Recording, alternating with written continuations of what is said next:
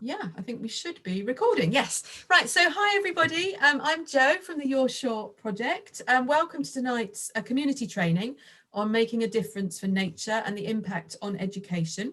That's with Brender Willmott and Connor Kendrew. So thank you very much for them joining us tonight. They're from the Your Shore Beach Rangers Academy. The Your Shore Beach Rangers project is one of 31 Our Bright Future projects funded by the National Lottery. And our aim is to engage and inspire young people and communities to do great things. We're coming to the end of the project, just 3 more months to go, but we've got a big conference coming up on the 6th of February.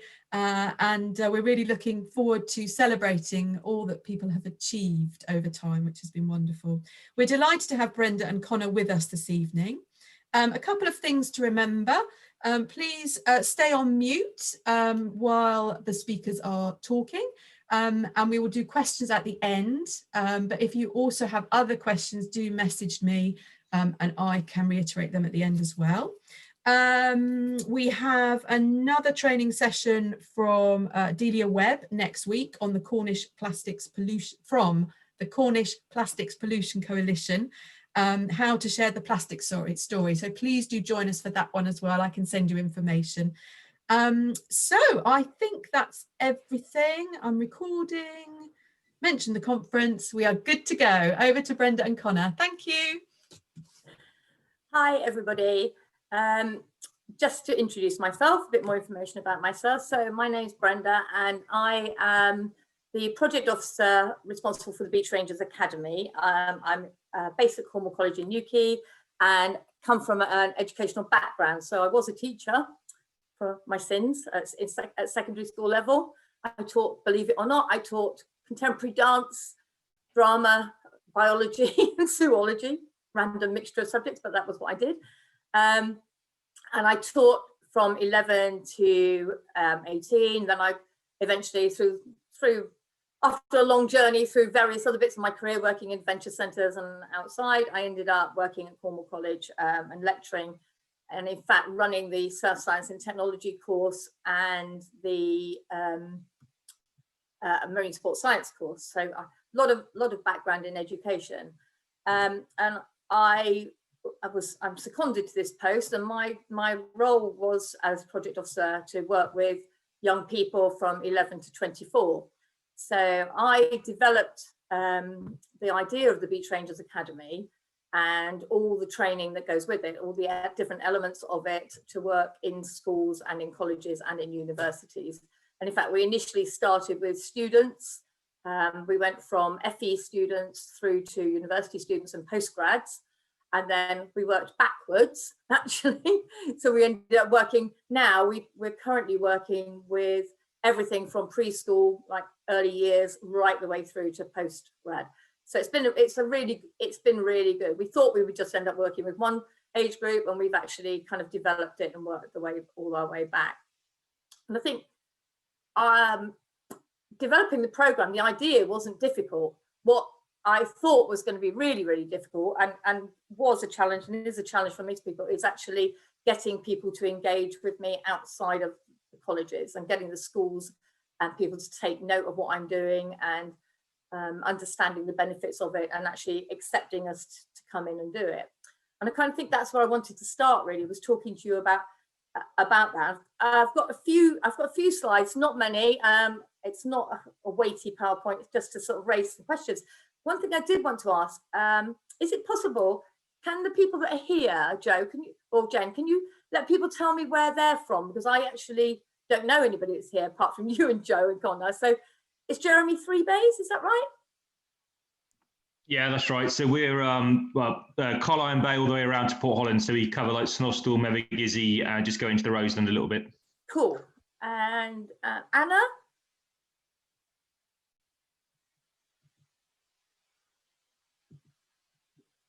No, Tamsin, can you tell me where you're from? Yeah, I was part of Falmouth Marine. I've just graduated from Exeter University.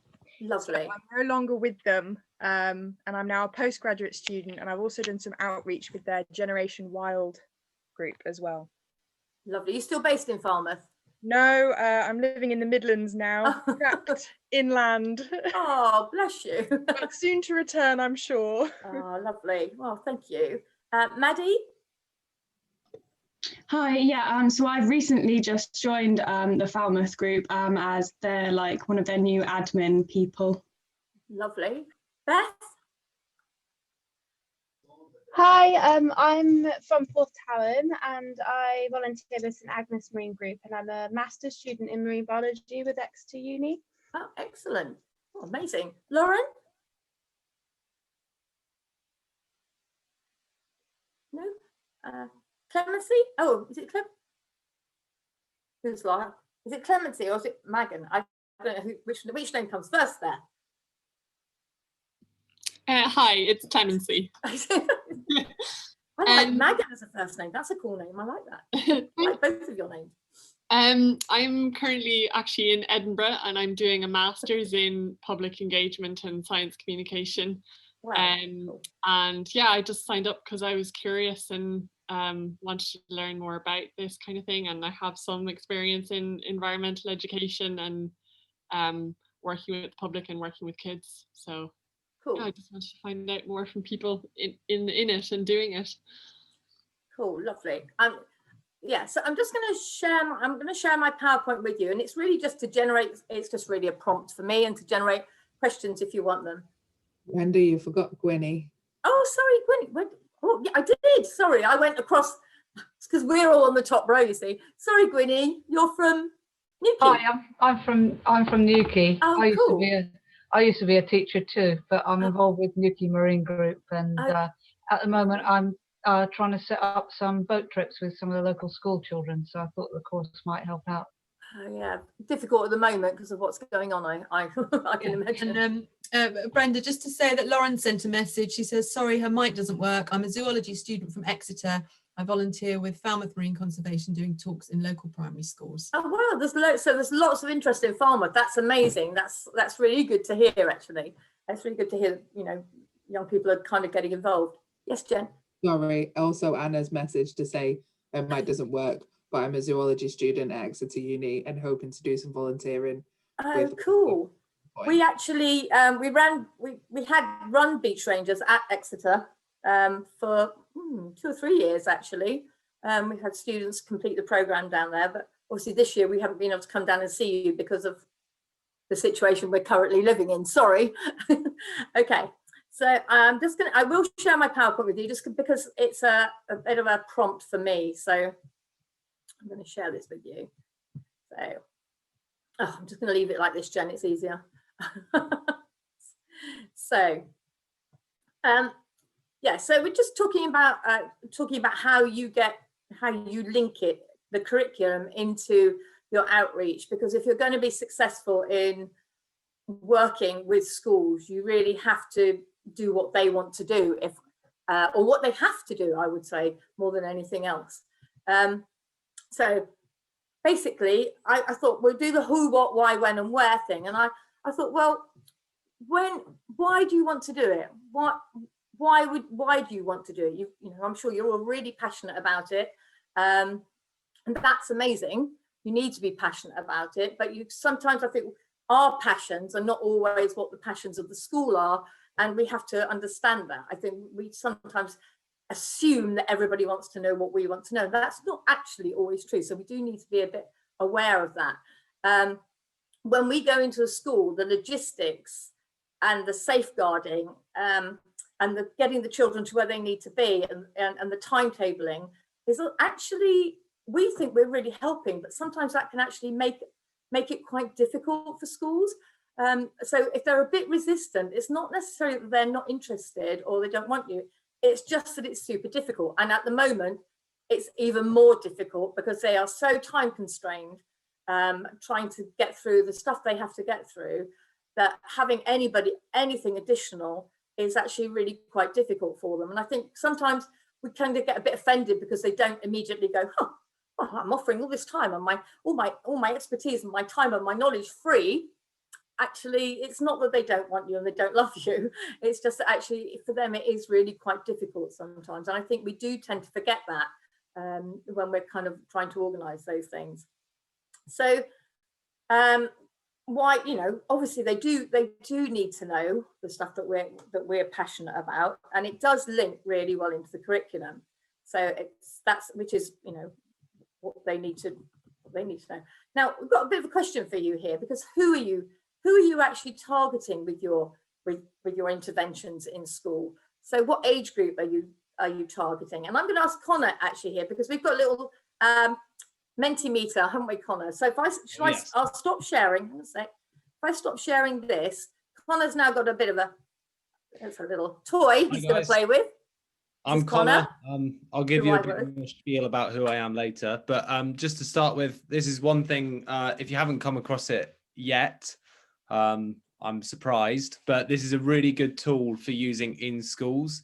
I've used this in the past as sort of a way of lobbying head teachers to get the student voice across, because a Mentimeter is an excellent way of collecting and collating data and opinions from across the school and ideas that are being flung around. So I'm going to talk you through this. Hopefully, if you can't pull me off the screen or like make me half of your screen, hopefully you've got a smartphone to hand that is connected to the internet, because you're going to be needing that. So I'm going to just start sharing screen and then start presenting my Mentimeter for you. Okay, so Mentimeter, it's super easy. You just go on to menti.com, give them your email address, create a password and sign up. It's absolutely free. And you can do brilliant presentations like this.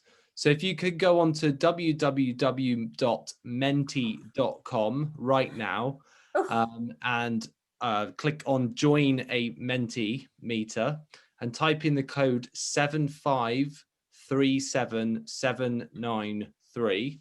That's actually up there on the screen you guys are looking at right now. Can I get a thumbs up if that is the screen you guys can see? Okay, good. And then what we're going to populate this with is the key deliverables that we are looking to bring to the schools. So what are you bubbling with passion about that you want to deliver to schools and enrich our brilliant children with? So you can each add 3 different key points. And as we add them, they're going to come up on this splashboard here. So off you go. Got to set up an account, Connor. That's the problem. You shouldn't have to. Oh, should you not? No. Mine's asked me to set up an account. You have to just click on join a Mentimeter, not on create your own. There we go. Carbon reduction. Nice. I hope you mean carbon in the atmosphere. Okay. Local Cornish wildlife. Oh, beaver reintroduction. Nice. Now we're talking, guys. This is good.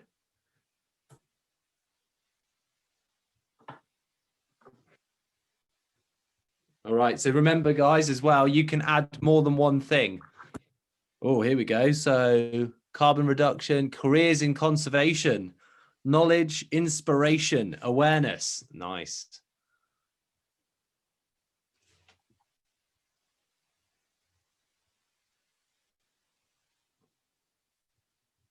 Any more?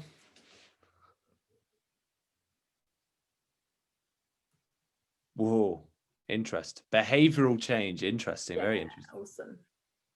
Carbon reduction. Yeah. Purpose. Okay. Yeah, that's something I'll be talking about as well in a bit.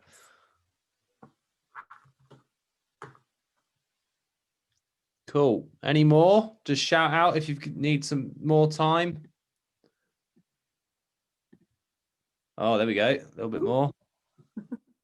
Sustainability. What a word. Cool. Interest. All right, great. Okay, so 7 of us have entered some points. Oh, Janine Bison's here. Hello, Janine. Okay. Hello, Connor. I've emailed nearly everybody as well to say I couldn't get into the meeting, but please ignore because I'm here. You're here, great. I couldn't find the Zoom link. Okay, no worries. All right, guys. So this was the first page. Okay, So this, oh, hang on, we've got some more coming in. All right, curiosity, nice, love it. Purpose.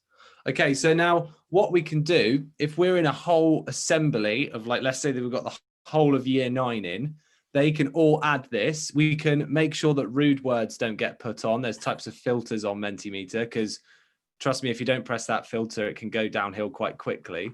And what we can do is create this massive data set. Every time someone types in the same word twice, that word gets a bigger slice of the board. And then you can save this data set and present it to the teachers. So I've actually had teachers, or head teachers even, realize they need to put in wildflower patches or vegetable gardens or plant more trees around the school. So this can actually be a really big tool for change. But then back to Brenda's question, which this is a little bit more of a streamlined version of Menti. So hopefully that has flicked it for you. What we're going to ask is, which age groups and which key school brackets are you going to be working with? Okay, so hopefully that's come up on your Mentimeter. Just shout if it hasn't. Okay, all of them, primary, secondary. Okay. Keep going. All right, all of them. This is good. Ooh, all of them's winning. Totally. Wow, look at that. And see, this is when you realize that we are herding animals. As soon as we start to see that, all of them going up, we all join in. Brilliant. Okay. I think, is that all of us if I haven't entered? No, I haven't entered. Yeah, that's fine. That's cool. Brilliant. Good Okay. idea. So by the looks of things, we want to work with anyone and everyone of the younger ages, which is great, guys, because all ages have different things to bring to the table and different ways of influencing you, and different levels of interest. So that's really, really good to know. So as well as all finding out who each other are and what our interests are, hopefully you can take away Mentimeter from this tonight if you didn't know it already. All right, back to you, Brenda. Thank you. So where were we? I've forgotten where we were now. So yeah, so we're kind of just looking at so looking at who you were targeting. Obviously, you're looking. You all said, or most of you said, you want to talk to everybody. You want to get to everybody, and I completely get that. The fact is, when you're getting into a school, though, that they have got every year group, every key stage has different government guidelines. There are different government guidelines for every year, from early years to infant to primary to secondary to FE to HE. So when you are going in, you need to be very clear about what you're offering and what their curriculum is. And as I said before, be aware that what you offer and what they want might not always sync. So I think my first thing would be that you need to talk to them, talk to the school, find a name, find someone you can talk to, and find out how you can help. Because as I said, sometimes we think we're a help, and actually we're more of a hindrance because we make things more difficult. Anybody who's ever worked with work experience students or children will know that actually it's lovely. You've got all these young people who are going to come and help you, but actually managing them can be more work than actually doing the work that they were doing. So just be aware that sometimes having you in isn't always the easiest thing for a school. And at the end of the day, when they've got guidelines, they've got curriculum they have to follow. So you need to be fitting into what they have, because they really don't have, they're very time poor in schools. They don't have time for extracurricular stuff that doesn't hit the guidelines that they've got to hit and that have got to be evidenced and assessed to achieve what they're expected to achieve for Ofsted. So it's really important that you do your research. So talk to the teachers first, and if you've got a name in the school, that's a godsend. Getting past the gatekeeper, who is the head secretary in a primary school, probably one of the most difficult things in the world. But if you can get into a school and find the right person to talk to, and that was, I think, with Beach Rangers Academy, if you can get into one or two, if you can get into a multi-academy trust, then actually that's really good, because if you can make contact with one and they're part of a trust, they will signpost you to others, which is really good. And even there's a kind of council of head teachers in Cornwall. So if you can get, you know, someone who's a head teacher, you can use them to kind of feed your kind of what you're offering onto other people. I think, yeah, ask them what they want. I think that's the other thing. Our passions are our passions, and we're all passionate about the environment, and we all want them to be passionate about it, but we do have to make it fit into what they've got to evidence and assess and evidence for you know, to be a successful school, which is, you know, we'd all like them to be super creative, but sometimes it's not as easy as just offering our help. So I think the other thing I would say is you need to be really professional in the way you approach schools. You need to be really prepared. You need to learn about the key stages and about curriculum. When I started with Beach Rangers, we wrote very basic plans, which we had a whole raft of them, and actually, which I will show you when I finish the presentation, some very basic plans which just said, outlined what we wanted to do, outlined the key stage, outlined the basic content and what we hope to achieve from it and what age it was appropriate for, etc., etc. So key stage, whatever. And we actually sent a pack of those to nearly all the schools in Cornwall initially to get to gauge response. And that was our first in. And I think because we'd obviously done our research with key stages, that was a really good, and curriculum, it was a really good into the schools. They knew, or they believed, that we had some sense of what they needed from us, as well as what we needed to give them. Be prepared to be ultra flexible. You might have to be very creative with what you want to show them in order to kind of get in and do anything with them. So be really flexible. It might be as simple as, you know, you've got a Tuesday afternoon free. Actually, they want you on a Wednesday morning. It's not as simple as saying I'll come on a Tuesday afternoon, because sometimes that doesn't fit. You know, we've got to be really, really flexible with them. I think that's, you know, really, really key. So let's have a look. So, and the other thing I would say, when you are with a school, you know, when you're giving your time as an outreach person or as a volunteer, you're not a babysitter. I was talking to Joe about this earlier, and actually, you know, this is not their chance to go for a coffee while you actually do the work for them. You know, don't let them abuse your generosity. Encourage them to see you as an asset, and that means being super professional and being on top of things, in order to not let them take advantage. Because believe me, having worked in adventure centres, I have seen schools totally abuse the instructors by just going and sitting in the sun while somebody else looks after them and does all the classroom management that they should really be doing. So just be aware of that. I'm sure Connor and Jen could add to that.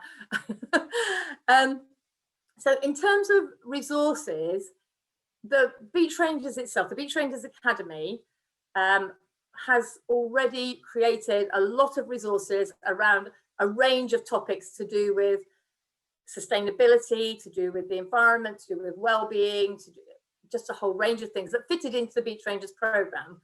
And those of you, I don't know if everybody knows about the Beach Rangers program, but it was about improving employability skills in young people and life skills in young people using the environment as a context. So there are lots and lots of, on the beachrangers.com website, which I couldn't open, but Jen might be able to show you in a minute, there are already lots of resources you're very welcome to download. They're there for anybody to use, and we would encourage you to go and use them. They're also freely available on the college website, and there's a college open Moodle page, which has got them on as well. So have a look at those, because they're a good starting point, is what I'm going to say. They're not the be all and end all. Obviously, we had limits to how much we could create in the time we had, but they are there, and they are there for you to use. In terms of resourcing, of finding out about key stages and curriculum, if you go to www.gov.uk/education, if you just type in curriculum, it will come up with so much information. You can find out exactly what they're doing in science and when, so that you can link what you're doing to what the schools have got to evidence for Ofsted. I mean, it's amazing. We've got these lovely passions, and looking at what Connor was doing just now, you've got people who are really interested in beavers, or you might be really interested in seaweed. and somehow you've got to wrap that into what the schools need to deliver to their students. So you've got to be super creative, or you've got to be flexible enough to think of something else that you can do that schools can use, you know, are happy to have you in to do. So, and look at the curriculum stuff on there. There's absolutely so much on the .gov website. Just check it out. There are lots of resources for teachers online where you can find lesson plans, etc., etc. There's Lesson Planet, there's SlideShare, there's ts.com.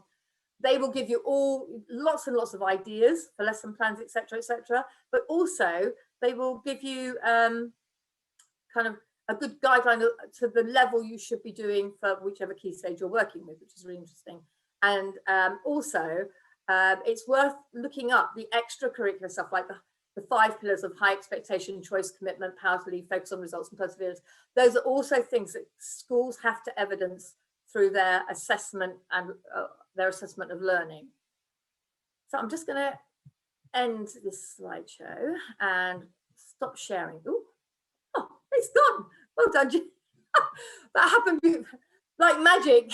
It happened before I was ready to, not ready, but it's cool. I'm just going to show you briefly on my screen. These are,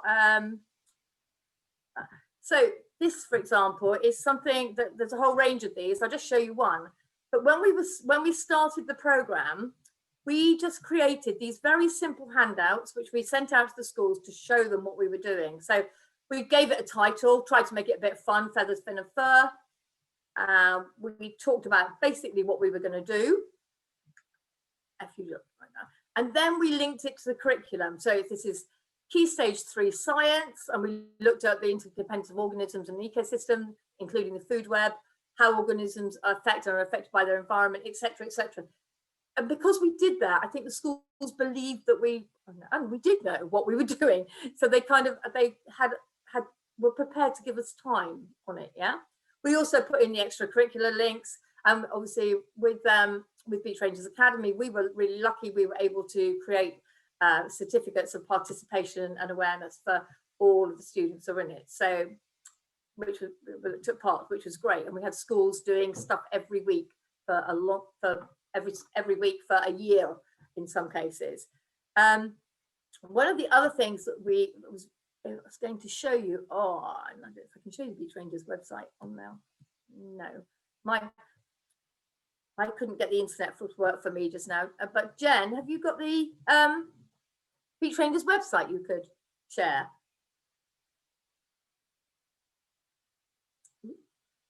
Ooh, so Jen, this is the beachrangers.com website. And if you go to Beach Rangers and scroll down to education resources, open or won't it? It's being a bit slow, isn't it? I know it's really slow tonight. I think it must be the website, not us, because yours is the same as mine. It's very slow. Yeah. But if Jen can open it, you will see, for example, if we go to Beach Safety when it opens, that there are lesson plans. Oh yes, it's coming. So if we scroll down, can you go to the beach safety one, Jen? It's got some, we don't need to open them, but you can see there's a beach safety lesson plan, a presentation, a quiz, all sorts of things that you can actually use that are already done. And that's the same for most of the subjects, most of the lessons we've got in there. So that was just one example. So there's a lot of stuff already out there. And to be honest, if you want lesson plans and things, if you go to Lesson Planet, there is amazing stuff out there that you can actually use to your benefit. So it's brilliant. It saves you a lot of work, but it's already curriculum linked, which is what they want to see. Okay, that's lovely. Thanks, Jen. What else was I going to say? So yeah, I think for me, the key success was that we did link it to curriculum. So the schools were happy to have us there.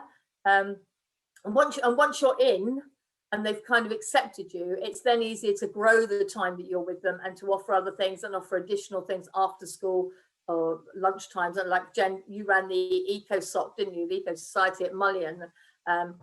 And we've had other schools who've done stuff. We've got Nexus at Camborne who do stuff do extracurricular stuff after school. But it's that initial getting through the door, and it's that emphasis on looking at the curriculum, linking it to the key stages, so that they know that you are coming in with appropriate material that isn't going to eat into the time that they need, because they don't have any spare time, especially now that they're struggling with doing everything online. It's really, I really feel for teachers at the moment. They must be they are super stressed, as you can imagine, trying to do everything and do it online as well.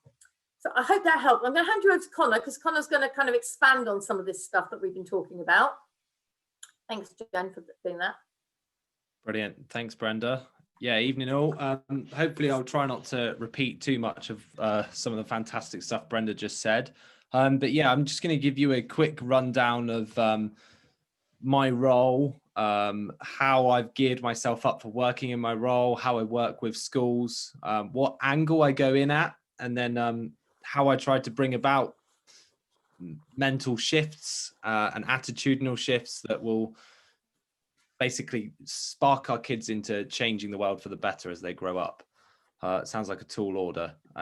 So just without further ado, I'll start sharing. Here's one of the first things I want to show you is a website.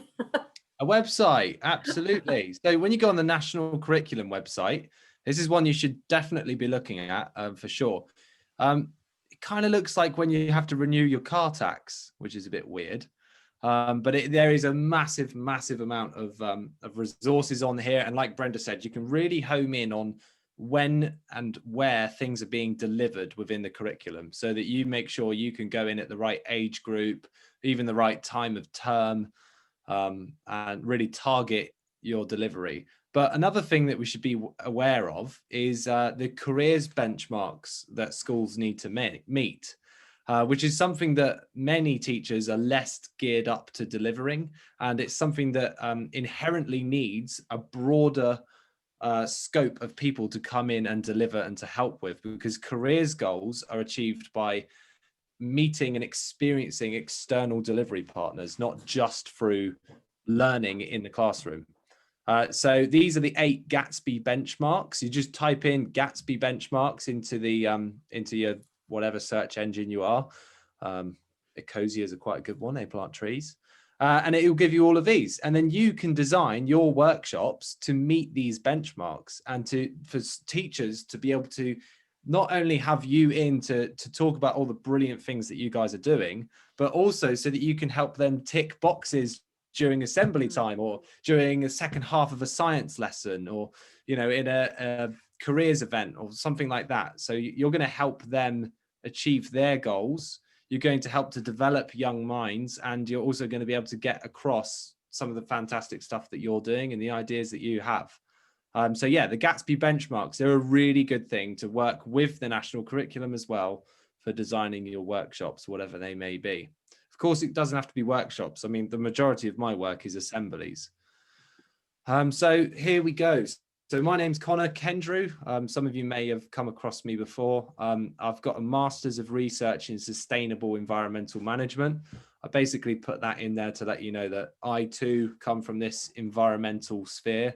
I'm a very keen wildlife lover and general environmental scientist as well. The day job is I'm the STEM coordinator for the Cornwall College group, which before COVID times meant going all around the county, doing assemblies and workshops and organising events for primary and secondary schools. Organised the annual Green Power event, which is held down at Prydanig Airfield, amongst other things. In the summer job, I spend it chucking people off of cliffs.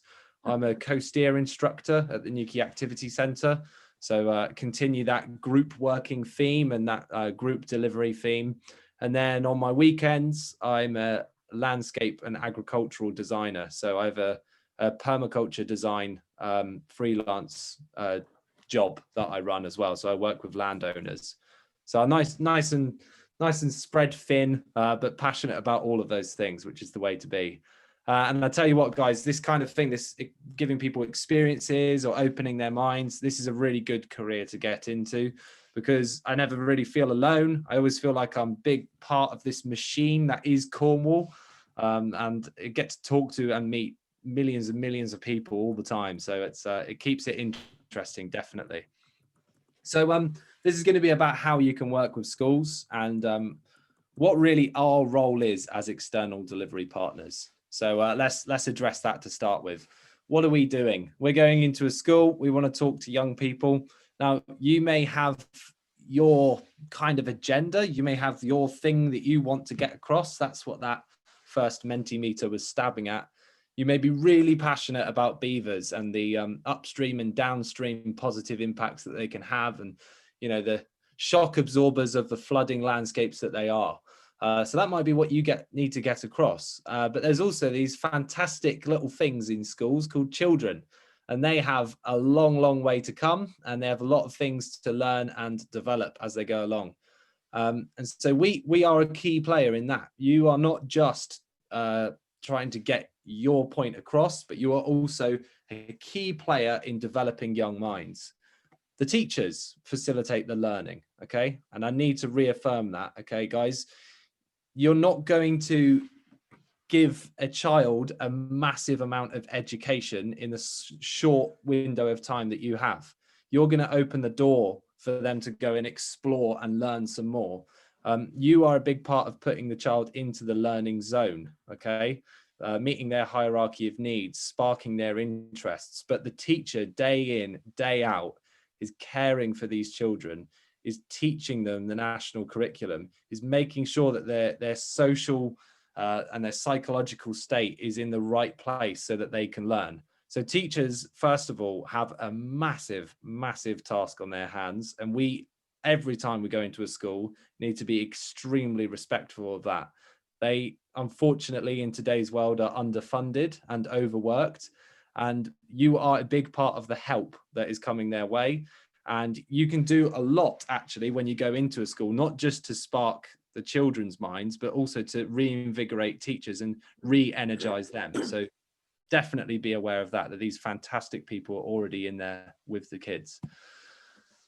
The main place where we come in is something that's really hard to pin down into one word, but you are facilitating experiences. You're facilitating the meeting of new people that they may have never met if they weren't in school in the first place. And you're also allowing them to experiment with possible selves that they might become. You're allowing them to think about, okay, so if I was Connor's age, what would I be doing? Do I want to work in this kind of industry, or do I want to have a career like this? You're allowing them to fish out who they might become into the future. And the only ways that you do that is by exposing them to experiences and new people. So it's actually a really big task on your hands. You are allowing them to connect their learning to the very real and tangible world that they are about to go into. And if we do this successfully as delivery partners and teachers, we're going to create well-rounded people with a real sense of place and an ability to change the world for the better as they grow up. So it's just a small task that you're set with. It is one of the most serious things that you can do, I believe, is going into a school and working with children. And it's not serious because it feels serious when you're doing it. It can feel very playful, but it's serious because these people have both their futures, our futures, and the planet's future in their hands. So we need to tool them up with the right decision-making skills. And just you being there and talking about your brilliant things you're involved with will do that. So that's your role. Where's the problem then? How do we sort out delivery? What do we deliver? Well, if you just look at these two publications, okay, one is the Aspires project, previously run with King's College London, now UCL. That looks at people's aspirations, people's targets, people's sort of thinking where they're at and what they're interested in. And then you've got this one, which is tailored towards primary research, but it's what works in external delivery partners in schools. So what actually works? What do you need to be doing? And lo and behold, it turns out that being authentic, giving experiences, keeping it simple, and making sure it's relatable for young people is the way to go. one of the best graphs and one of the best things anyone's ever shown me, and something that you guys could definitely keep in mind, is that let's be honest, environmental enhancement, you know, developing a better environmental future for all, I know it's a lot of subjects and it transcends everything, but by and large, these people need to be more science literate. They need to be more savvy with the STEM subjects. And when we look at the STEM subjects and young people's opinions of them, they, at all age brackets, they think science is interesting and that there are interesting things going on in science. Their parents think that scientists are important. They think that scientists are doing really valuable and interesting work in the world, okay? And when they're answering these questions, they're thinking of people like David Attenborough and Chris Packham and Lizzie Daly, for example, as well. But when it comes to their own self-belief and their own opinion that they could become a scientist, loads and loads of kids drop off at that point. Loads of them fall short of that self-belief and that self-efficacy that that's what they can go and achieve. And so you are kind of a motivational speaker. If possible, you're a case study of someone who was very much like them when you were growing up, going and becoming this far afield idea of a career that's achievable. Okay, and you can inspire that vigor into people just by going and meeting them. By the way, it's very likely, and a lot of people in this circle are saying it, that the current global pandemic has only exacerbated this graph, has made it more extreme, because people are thinking that science is amazing, but because of all this misinformation and the craziness of the data going around, a lot of people are becoming disconnected with science and feeling like they're along for the ride with it, more and more so today. So yeah, your task and my task and everyone's task is to increase this and to get more people involved in the STEM subjects. If like me, that's what you believe will get us out of this environmental predicament. So when we go in to schools, how do you actually get in there? Well, there's loads of different ways. You need to be a good communicator. You need to be able to sieve through the types of people and the types of groups that you can go in at, and really understand your toolkit and what you're bringing to the table. And I see there being three main ways that you can get into a school or into delivering with young people. So there's external delivery groups and events. These are kind of set up, ready-made events or companies that work within schools. So Green Power would be one of those. Green Power, we have a STEM tent every year where we have all kinds of different delivery partners.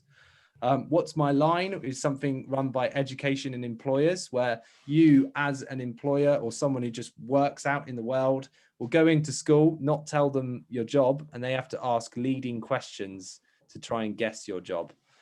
Okay, the Your Shore project, fantastic delivery partner. If you get your DBS check, if you get yourself signed off as a delivery partner, talk to Brender. Maybe you could go into schools and be a part of that project for as long as it lasts. There's the Big Bang event. Okay, so the Southwest Big Bang event is a huge tabletop event every year where loads and loads of schools are going. There's careers weeks within schools. Multi-academy trusts are now grouping their careers weeks together and running big careers events. There's the STEM Ambassadors Network that you can sign up to. You can become a STEM ambassador. You get a free DBS check, and you get notified of all of the events up and coming within your region, and you can take your skill set to that table. There's the Cornwall County Show, of course. That's another one, another big tabletop event. And there's all these amazing sort of under the radar, these fantastic funded projects like Carbon Neutral Cornwall and Carbon Neutral Ambassador projects, where young people can be encouraged to sign up and take part and become, you know, on the other side, on the delivery side, start to take control of their future and really start the snowball rolling down the field. So this is one, the Ambassador Network here, one really local, one that Janine is a really big part of. And it's another one of those schemes and groups that I think are doing great things in the county. So that's going in externally. That actually, if you're not part of a larger organization, is one of the best ways for you to get into schools and get your delivery out there for young people. But if if you're feeling up to it, another really good way is to just go in and talk to the schools. So Brenda's already mentioned some of this. You could talk to the Multi-Academy Trust that most schools are now a part of. That's going to be quite business-like. You're going to want to go there with plenty of resources and a real sort of clean cut line of delivery that the Multi-Academy Trust are going to be seeing. But this also reaps the biggest rewards, because it could get you into multiple schools. It could get you a program of delivery that goes across the year groups and across sort of different times of year as well. You could talk to the head teacher. Now, these people are pretty time poor. They're very, very busy people, but head teachers can be an excellent way in. I've gotten into many schools and had many chats with head teachers, and then got longer working times with those schools on the back of that. If you're in the good books of a head teacher, it generally bodes well for the rest of the school. You can talk to curriculum area leads. So I spend a lot of my time talking to science leads within schools, helping them design curriculum or run science fairs and bits and bobs like that. You can have a real good influence at that level. And then last but not least, and maybe most importantly, is the level of the teacher. Okay, so particularly in primary schools, teachers are having this real connected, very, very deeply connected relationship with the pupils. And I've got a number of schools, Nans Leaden being one of the main ones, where I'm actually in the back of their mind now, and they'll bring me in for delivery when they see that it's coming up around the corner. So like, oh, next week we're going to be looking at bird boxes. So do you want to come in and talk about that? That's just one example. So all of those people are approachable. Just be cautious of receptionists. Receptionists are really good at keeping you away and managing. I mean, their job there is to manage the time of the people. Like we said earlier, teachers are extremely busy. So you need to have some good communication skills with receptionists as well, which I've managed to develop over the years. Okay, and then last but not least, a really, really up and coming and important one is social media. Now, you've got to be careful with this one, because social media isn't a wholly good thing. It isn't something that anyone should be using lightly.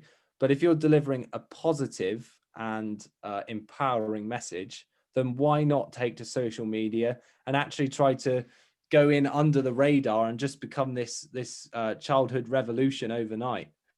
There's plenty of examples of it going on already.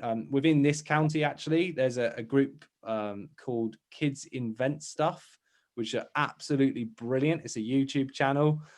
They get children to send in engineering designs, and then each month they select a winner, and they literally make what this child has designed and test it out on YouTube and make a YouTube video of it. So really good way of getting young people interested in engineering. Of course, I don't think it's questionable that Greta Thunberg's huge upsurge has been aided massively by social media and by sort of mainstream media outlets as well. And for the first time in a long time, we have a child with a real authentic way of speaking, really relatable, getting up there and standing and representing people in an environmental movement. And it's because of this wave, this surge of support that comes from these people so closely accessible via social media. So those, I think, for me, are the three main entry points to schools that you can have a look at. And then really, it's just a little bit more from me. Don't overcomplicate things. You may know a million and one things about climate change and the positive feedback mechanisms and how we should all be worried about permafrost melting, but I don't know if it's really going to resonate with 8-year-olds. Whereas there is a brilliant way in that you can develop and design. Get on the phone to the teacher the week before you go in, talk about what they've been learning at the moment, what the general conversations are, and design your delivery around the children. Don't ever go in there with this whole preconceived idea about exactly what it is you want to deliver. Just keep it real, keep it authentic, keep it cool, and keep it simple. And you'll have a great time in school. So what is education for originally? Well, apparently, to start with, it was to prepare children for the Industrial Revolution, to make everyone able to go and be a part of that. when we brought about the national curriculum, it was all about getting people ready for jobs in the world of work and having a place in society. I would say that we need today more than ever, not really just to focus on jobs or careers or anything like that, to focus on people and to focus on people working together and people fitting into the world around them and understanding who they are. And you and I and everyone here in this meeting could be a really big key player in delivering that message. So that's what we're doing, guys. We're developing people. We're getting in there, we're being passionate, and we're making sure that the teachers are left to do the teaching as well. So thanks for listening. Cool. Thanks, and Connor. okay, question. Thank you. Sorry, Joe, did you? Done it. Thank you so much, you two. That was fantastic. Is there anything else you need to add, Brenda? Are you? I think just to echo really what Connor was saying about, you know, even if you can't, even if you have to kind of not talk about your absolute passion, which might be beavers or it might be jellyfish or whatever, the very fact that you're interested in the environment and sustainability, that passion comes through when you communicate, regardless of what you're communicating about. And that's really key, I think, in getting the message across. And for me, it's also about if you can get in not once, but on a kind of spiral of an ongoing intervention, it's better, because you're not going to change anybody's behavior, you know. And what we're after is behavior change, isn't it? Let's be honest. We want to change people so they're doing the right thing. We need to have this ongoing intervention. And my plan with Beach Rangers Academy was to have an intervention at preschool through to infant, primary, secondary, university. And if you poke them enough at every stage about the environment, by the time they come out the other end, hopefully they'll be poking other people about the environment. And that was kind of what that was kind of the theory behind Beach Rangers, really. And I think Connor was saying it's all about, you know, communicating your, you know, being passionate in whatever you deliver. Okay, you know, beavers might not be my passion today, but I tell you what, I'm passionate about the environment. And if I had to be passionate about beavers, I could be. And that's what's on the curriculum. You've got to, you know, you can deliver it with that behind you. It's about you as, exactly like Connor said, it's about you as people, not necessarily about what you're presenting, but about you as people presenting with their passion.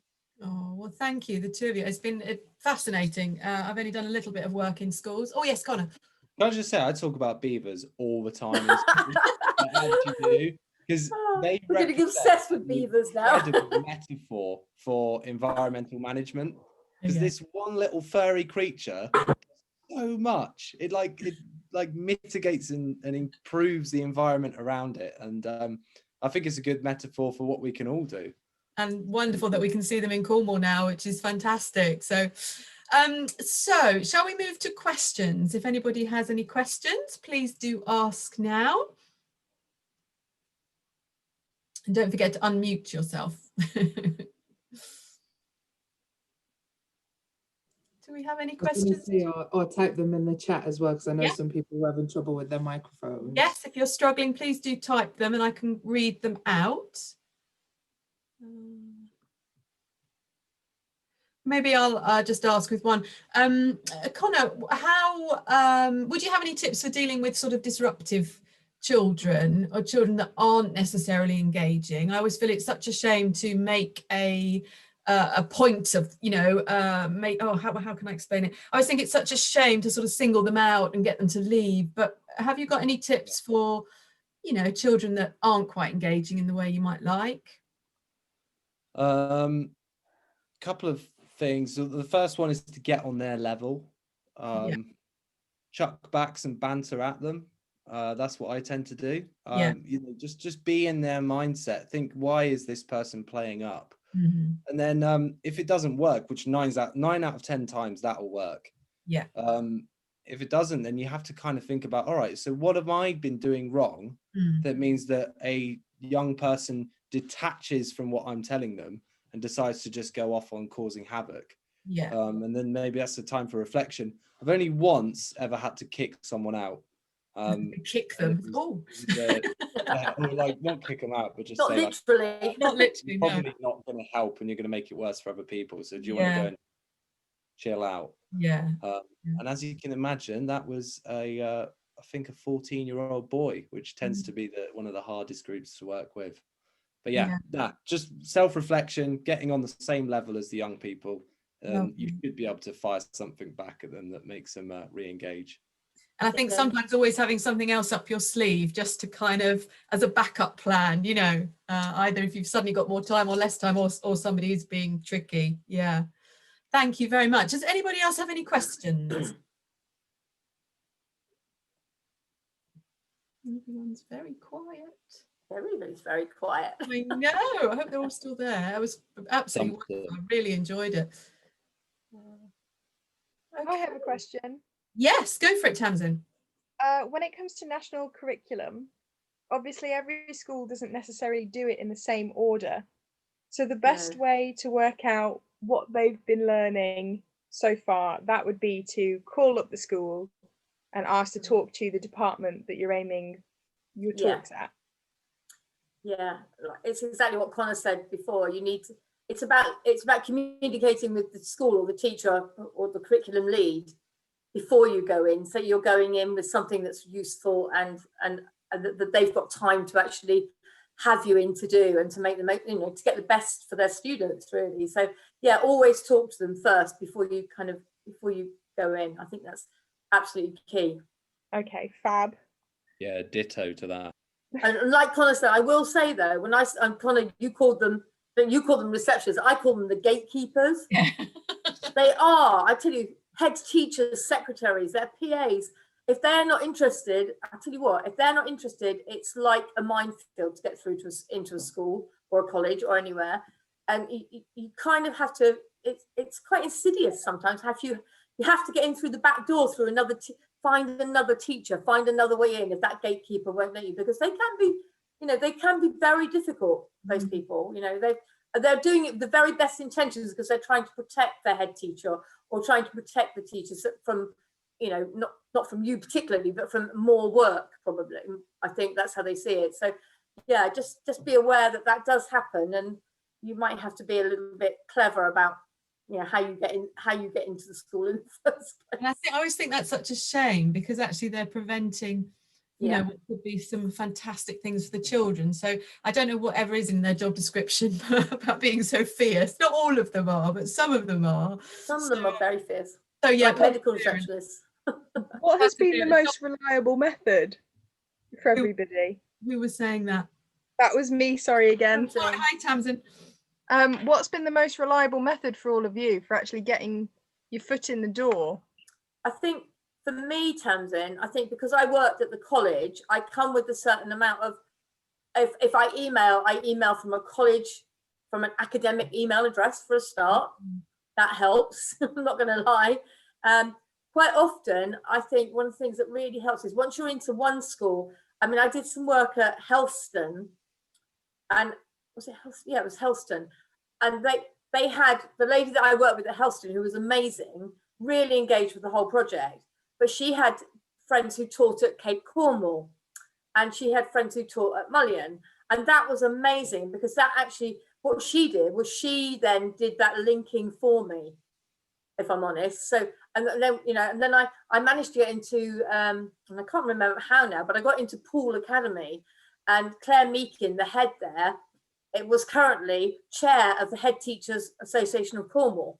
So because we did a whole year of intervention at Poole, she then said to all of the schools' head teachers, this is amazing. They come in and they do all this stuff. It's fantastic. So it kind of the ripple effect came from there, really. So one in and doing well in one school will actually get you the ins into another school. Does that make sense? Thank you, Brenda. Yes. Would anyone else like to comment or ask a question? Okay, Maddie, so what would your advice be for talking to children about what can be quite serious topics like climate change? How do you get across something that is a serious message in a fun way? Well, climate change only becomes upsetting when we lose hope that we can make a change.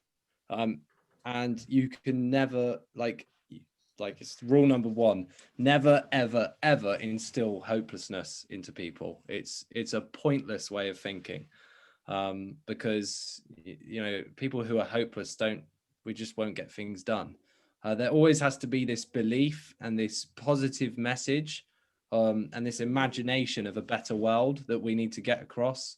So when I communicate climate change, I tend to look at projections of the future, and if you look at them in the way that, let's say, the IUCN shows them or forecasts them, or the IJCC, then it's all doom and gloom. But you can also conjure up this imaginative side of what we can do, the amazing reparative work that people could do. Use the positive stories, talk about how they can be a part of it. And then it becomes serious, but it becomes serious in a way that it's about making that change, making that positive change, feeling like you actually have been given being given a justification to go and do something. And then it's not something that's hard to deliver in any way. And actually it becomes quite fun, because the idea of going and making a positive change and changing the world for the better and making your grandchildren proud, it's something that we all can buy into. I think one of the things we did when we were doing talking about plastics and plastic pollution and sustainability was, if you can get, we did things, well, we ended up with the children going home and informing their parents about telling their parents off for not recycling properly or not doing this sort of thing. So you can actually give, as Connor said, you're giving them the message that they can do something. Actually, they might not be responsible for the shopping and what their parents buy, but actually they can say, actually, I don't want to eat this kind of tuna, I want to eat that kind of tuna. And they can say, actually, Mum, why aren't you recycling that milk bottle? And that kind of, if we're working with young minds, that's a very positive message that they take out. And actually, again, that comes back to the spiral of learning. They're teaching their parents, which is amazing.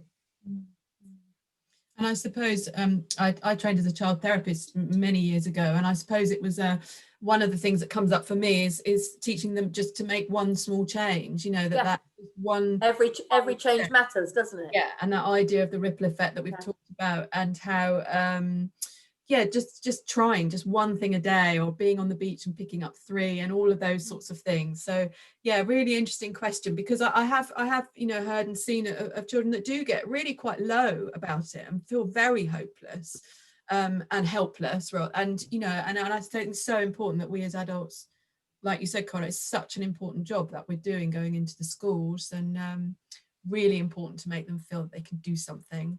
Environmentalism can be so dreary. Like, if we just talk about the research side of what we're doing is uncovering these terrible things that are happening in the world. If we just communicate that, then we're done. Like, people aren't going to get involved. But if we start to make people think that, oh, hang on, you could become a sustainable engineer, or you could build sustainable homes, you could get involved in regenerative agriculture and rewilding, and all of these cool things and conservation projects, and then people, they're going to feel like that's out there, that change is actually ready to happen and ready to receive their time and effort. I think, from my perspective, and talking to somebody in school yesterday, actually, it's one of the things we mustn't do is preach at people, especially young people.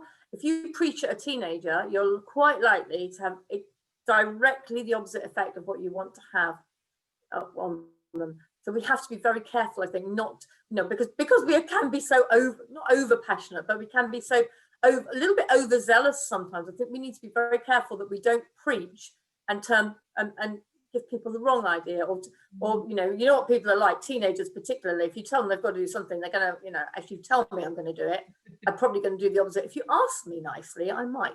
It's that kind of it's the communicating in the right way with them, I think, rather than preaching at them, is really important. Oh, lovely. Thank you. That's really helpful. Yes, Maddie says amazing. Thanks, guys. So that's wonderful. Thank you, Maddie. So any other questions or comments? And if not, then we can close the training today. but we do have a bit of time if anybody wants to ask anything else. Alternatively, you can email me and I can pass questions on, and I will upload this to YouTube, so we will be on YouTube forever. It's been a really fantastic training. Thank you so much. I hope everybody has learned something. One little, even just one little thing to take away is really helpful. 3 Days Wildlife says, thanks everyone. That's great. Any other questions or anything before I close? Just to say, Joe, I'm happy to share those worksheets, not worksheets, but the crib sheets that I did for schools. Lovely. They're not on your actually. I've got them on my own computer. So, but I'm very happy to share them if anybody, not to use necessarily, but just as a guideline, really, a prompt of what you might want to say to a school to get in. Lovely. Happy to share all that. Thank you. Yes, so I'll send them out to everybody. Yeah, and somebody was also asking for the slideshow. Yeah. So we can maybe send that as well. Yeah, we could do that. Lovely. Okay. Thank you for your interest, everyone. Yeah, it's been lovely. Thank you very much. That was really cool. Thank you for coming. Really lovely. Again. And don't forget next week, there's another one. Take care. Thanks, everybody. Thanks guys. Bye. Bye.